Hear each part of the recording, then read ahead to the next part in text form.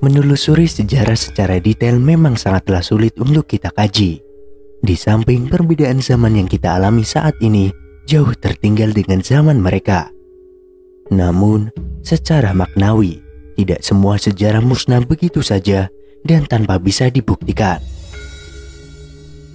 Bercerita tentang tokoh yang satu ini sampai kapanpun terus menjadi pro kontra. Suatu mitos dan kenyataan sejarah akan terus mewarnai pemahaman orang-orang yang belum paham sejatinya siapa Ibu Ratu Pantai Selatan ini.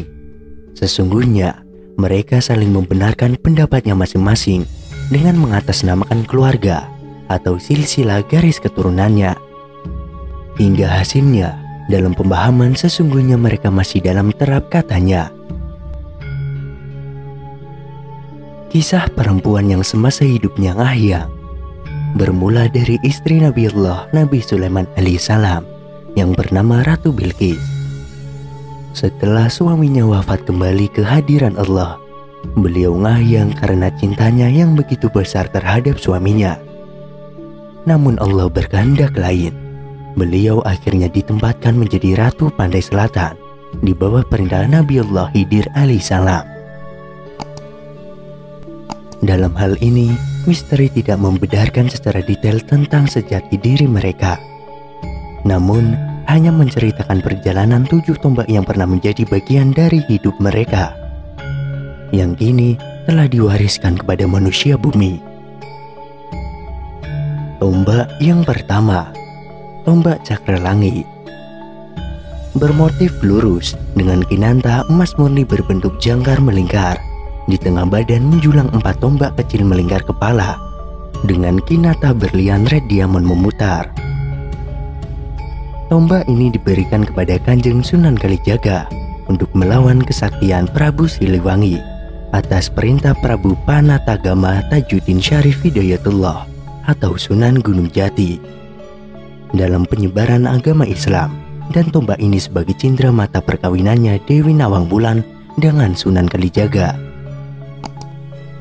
Silsilah tombak cakra langit akhirnya turun-temurun diwariskan kepada Ahlul Qosois, di antaranya Qutbul Abdal, Syekh Malaka Tajuddin, Makassar, Qutbul Muqiyat, Syekh Hashim bin Asy'ari, Aceh, yang diturunkan kepada muridnya Ahmad Suyuti bin Jamal, Kalimantan, Qutbul Autad bin Zubhur Ulama, Kitul Ha Kali Sapu, Mbah Hamid, Ki Punjul, dan kini berada di tangan min ahli Lalkul Baratul, wilayah Syairatul Qotam.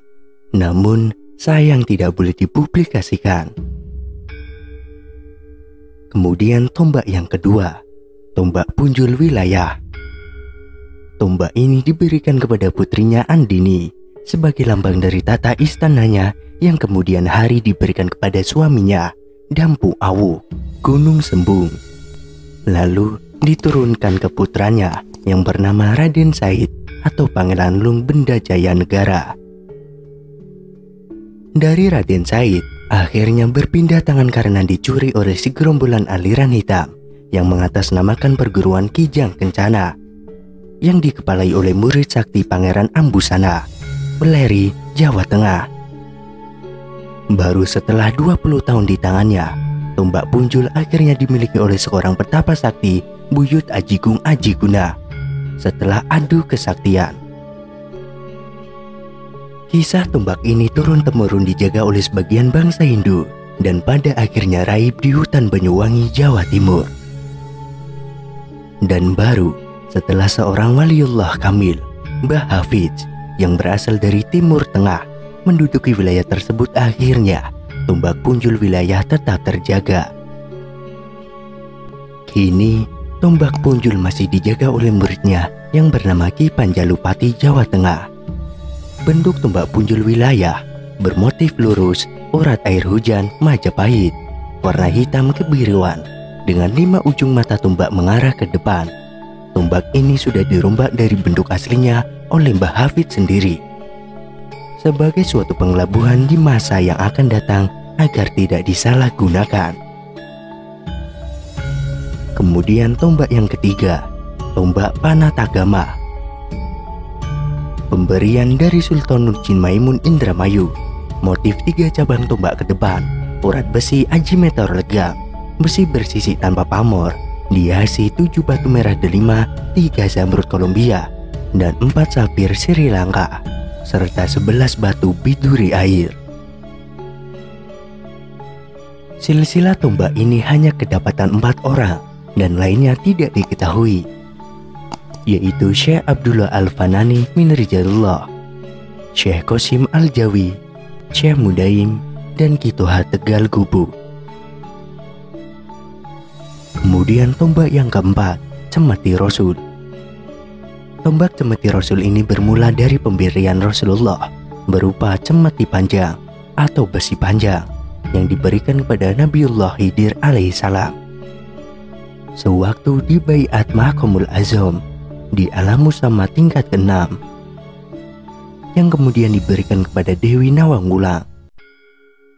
Lewat mandat Dewi Nawang Wulan, bahan tadi dibentuk oleh abdi dalam Empu Jagalawi Desa berupa tombak mata satu dengan urat bumi yang sangat indah. Baru di saat kota Cirebon diserang oleh pasukan Tamtama Leung Munding, tombak ini diserahkan oleh Syekh Magelung Sakti sebagai benteng pertahanan paling kuat kota pesisir. Kemudian tombak Karara Reksa. Tombak ini bermotif bergerigi dengan cabang berlantai lebih dari 10. Warna putih gading dengan bentuk tumpul, memancarkan cahaya putih kehitaman.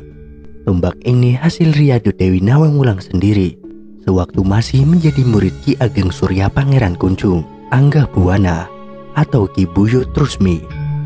Bahan yang dimiliki tombak ini berasal dari kembang pinang yang sudah membatu.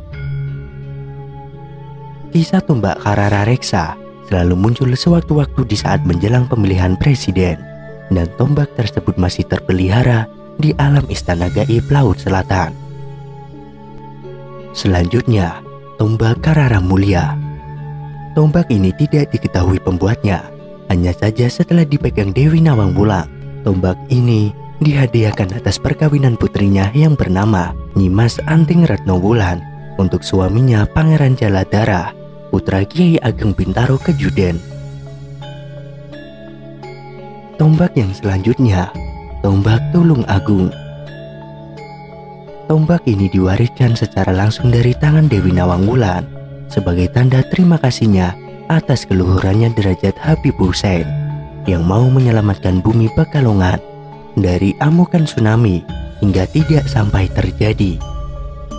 Kisah ini terjadi pada tahun 1998, tepatnya Selasa Kliwon. Kini tombak tersebut dirubah sedikit dari bentuk semula yang aslinya seperti segitiga menjadi tombak lurus dengan pahatan panel bunga